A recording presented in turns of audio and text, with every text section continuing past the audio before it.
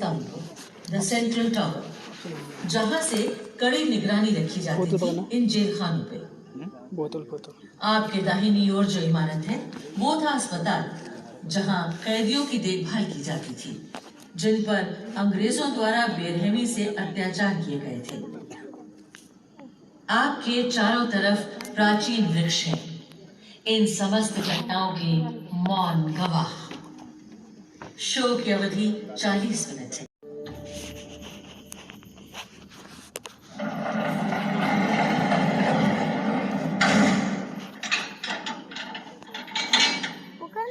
पिंजरे में कैद मैं सलाखों से बाहर देखता हूँ, सिर्फ एक विशाल बरगद का पेड़ दिखता है। मेरे इस असहनीय अकेलेपन का साथी है सिर्फ कोठरी की चींटियां। मेरा मन एक एक कदम बढ़ता जा रहा है एक गहरे पागलपन की ओर। भगवान मुझे बचाओ। क्या तुम सुन रहे हो भगवान? सुन रहे हो मेरी प्रार्थना? हाँ हाँ, एक गहरी शांति छा रही है मेरे जख्मी दिल पर। लगता है जैसे मैं देख पा रहा हूं श्याम सुंदर श्री कृष्ण को। मेरे चारों तरफ वो है, वासुदेव कृष्णा। वही रक्षा करेंगे, वही मुझे रास्ता दिखाएंगे। अंग्रेज सरकार का गुस्सा ये एक काम कर पाया। मुझे मेरे ईश्वर मिल गए, मुझे मेरे ईश्वर मिल गए।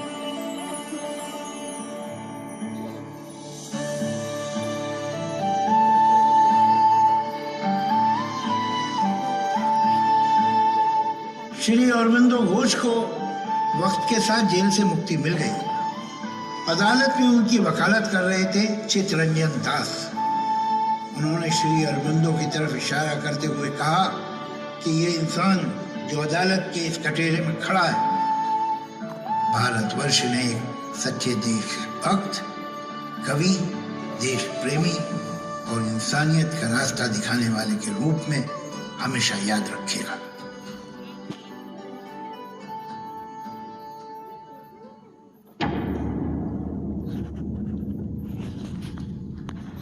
क्रांति की लहर पूरे देश में फैल गई थी। अंग्रेजी हुकूमत के खिलाफ इनकलाबी नारे लगाने वालों की आवाज ज्यादा से ज्यादा गूंज रही थी और इन्हीं आवाजों को दबाने के लिए 1906 में शुरू किया गया एक नया अलीपुर सेंट्रल जेल बनाने का काम।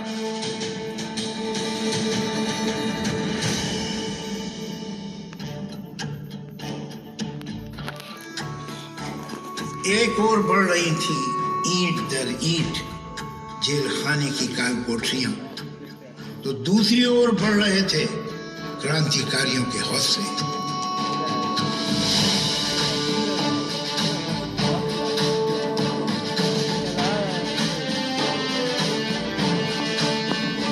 सन 1913 में यह कैदखाना पूरी तरह बन के तैयार हो गया और इसकी चार दीवारें जोशीले क्रांतिकारियों के जत्थे बंद कर दिए गए, जिनके सीनों में धधक रही थी आजादी की आग और होंठों पे गूंज रहे थे आजादी के नगमे।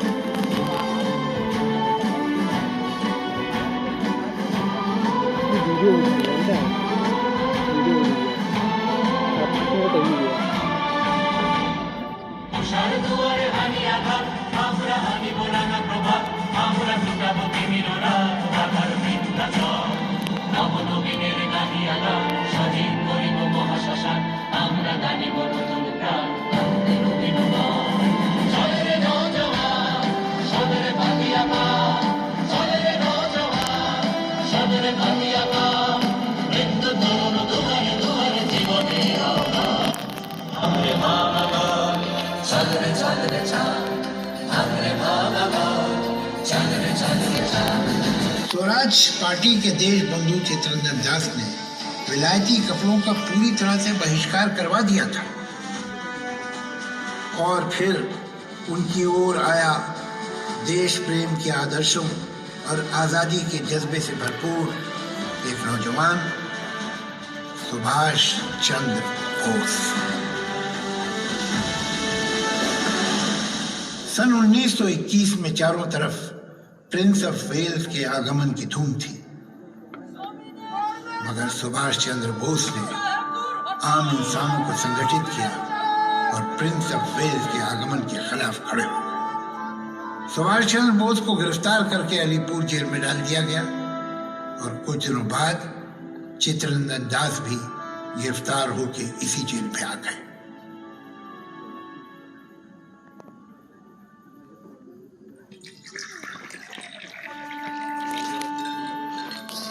चाय तो तुमने बहुत अच्छी बनाई है सुभाष।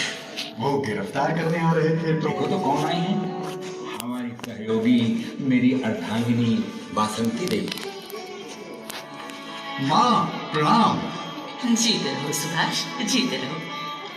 तुम जेल में हो ये सोचकर कई बार मन भर आता है, फिर ये सोचकर अच्छा भी लगता है कि तुम यहाँ आने से पहले कितना कुछ करके आए हो। तुम्हारे जोशीले भाषणों का असर ऐसा हुआ कि कोई नहीं निकला सड़क पे। ठीक है, पर बड़ी बात इस आंदोलन को लेकर लोगों की प्रतिक्रिया है। आंदोलन के असली कारीगर तो वही है ना।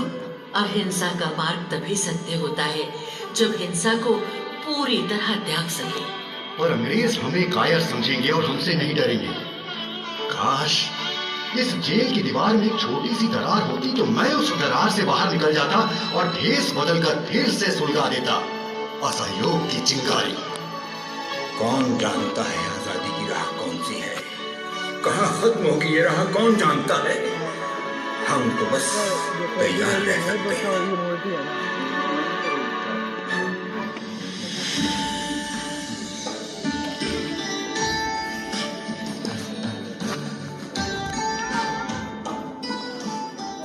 सुभाष चंद्र बोस चित्तरंजन दास को अपना गुरु मानते थे। अलीपुर में उनका साथ और बाद में उन दिनों की स्मृति सुभाष चंद्र बोस की प्रेरणा बन गई। एक समय वो भी आया जब सुभाष चंद्र बोस ने आजाद हिंद फौज तैयार की, जिसने अंग्रेजी हुकूमत की जड़ें हिला के रख दी। उनके जय हिंद का नारा सारे देशवासियों के दिलों और होठों पर हमेशा हमेशा के लिए बस गया। 16 जून 1925 को देश बंधु चित्तरंजन दास ने दुनिया को अलविदा कह दिया। पूरे देश में शोक की एक लहर दौड़ गई। गांधी जी कह उठे, चित्तरंजन दास अनगिनत खूबियों के मालिक थे, पर साथ ही उनकी जबान पर, उनके दिल में बस एक ही ख्याल था, देश की आजादी।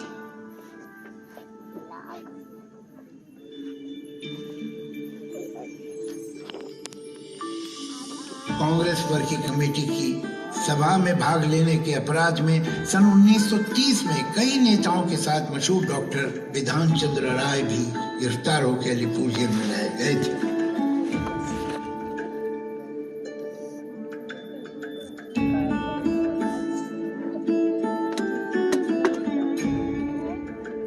उन्हें 6 महीने की जेल हुई थी।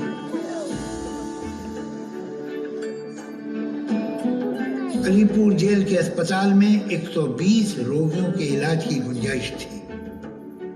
डॉक्टर विधान चंद्र राय ने कैदियों की देखभाल में खुद को समर्पित कर दिया।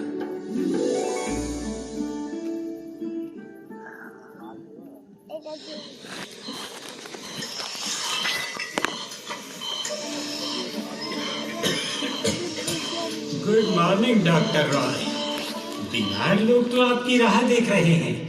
बिजोए, अस्पताल के काम ने मुझे जिंदा रखा है। हाथ पैर चल रहे हैं और स्टेथोस्कोप को कान से लगा रखा है।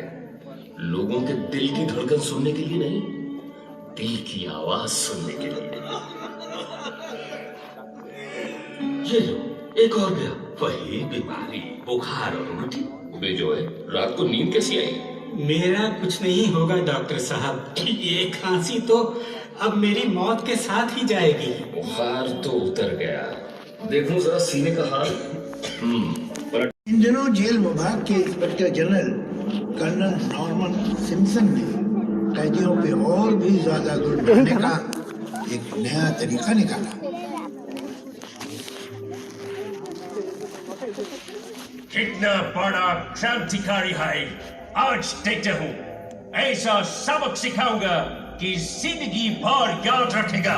शाबाश हुजूर, खड़ा करो इसको, लगाओ चाबुक, जल्दी।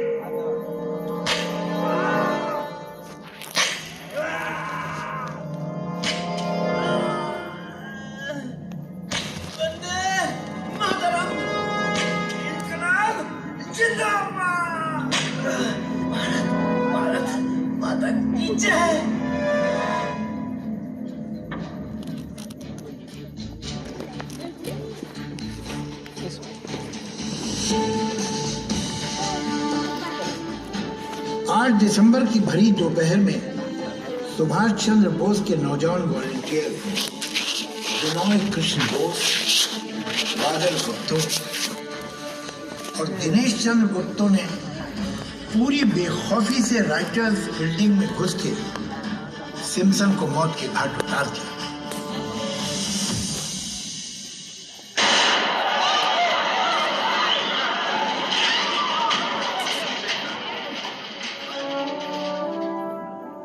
पुलिस की गिरफ्तारी से बचने के लिए तीनों ने खुद को खत्म करने का प्रयास किया।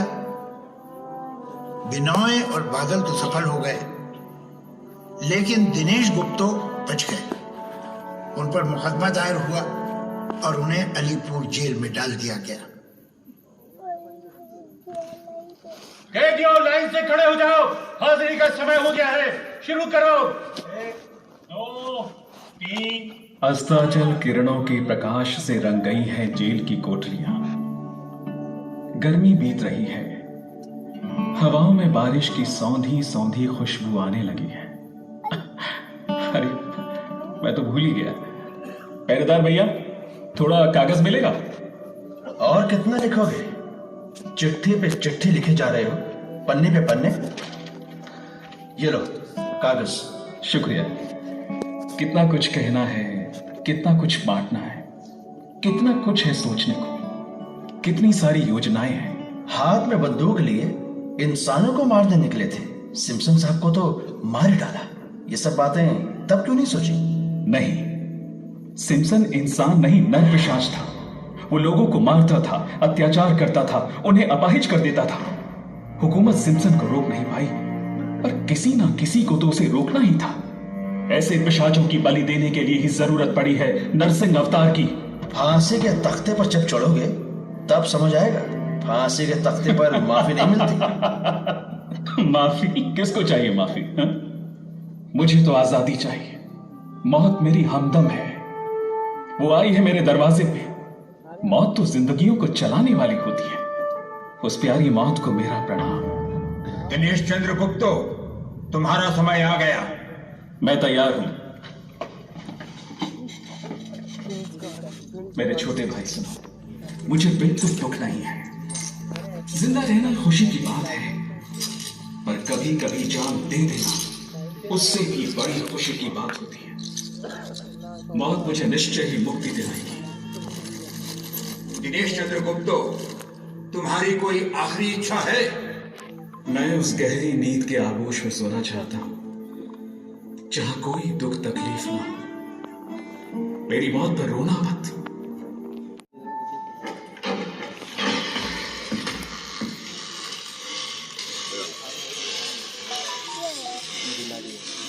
एक मिनट देखेगा वनीता।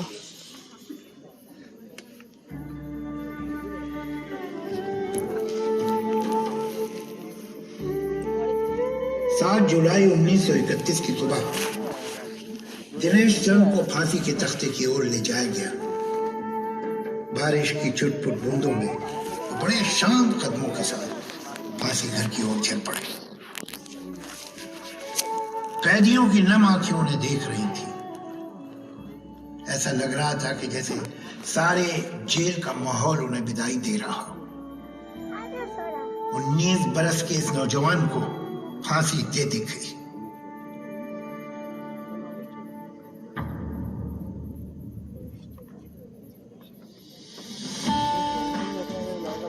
सन 1934 जनवरी के महीने में जवाहरलाल नेहरू कलकत्ता आए। एक के बाद एक कई सभाओं और आम जलसों में अंग्रेजी हुकूमत के खिलाफ असहयोग की अपील करते रहे। 13 फरवरी को इलाहाबाद लौटते ही उन्हें गिरफ्तार कर लिया गया। उन पर देशद्रोह का इल्जाम था। उन्हें 2 बरस की सजा सुनाई गई और अलीपुर सेंट्रल जेल भेज दिया गया। पंडित नेहरू को 10 फुट बटा 9 फुट की एक छोटी सी कोठरी में रखा गया था। कोठरी के बाहर था एक छोटा सा बरामदा और उतना ही छोटा आंगन।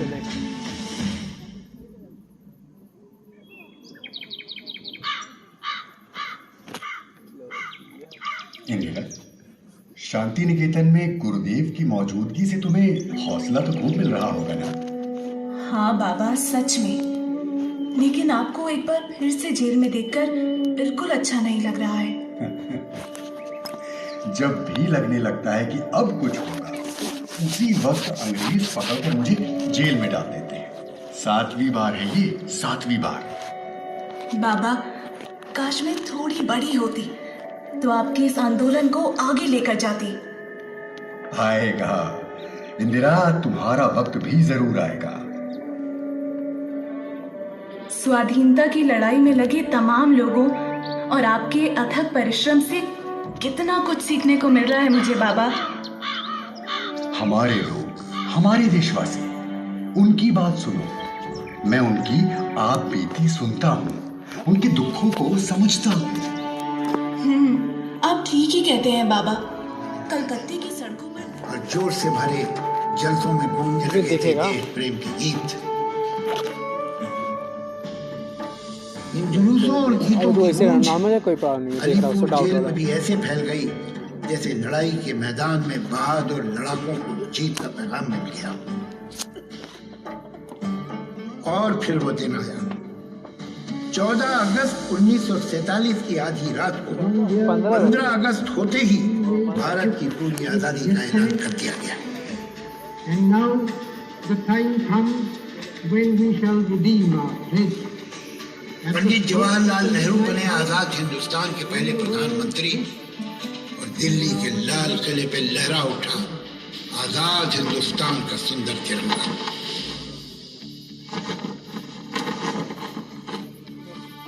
जिन बलिदानों और उसूलों पर हमें आजादी मिली थी, हम आज उनका पूरे मन से नमन करते हैं। आजाद हिंदुस्तान में वो स्वप्न, वो मूल्य, वो उसूल ही हमारी सबसे कीमती धरोहर है।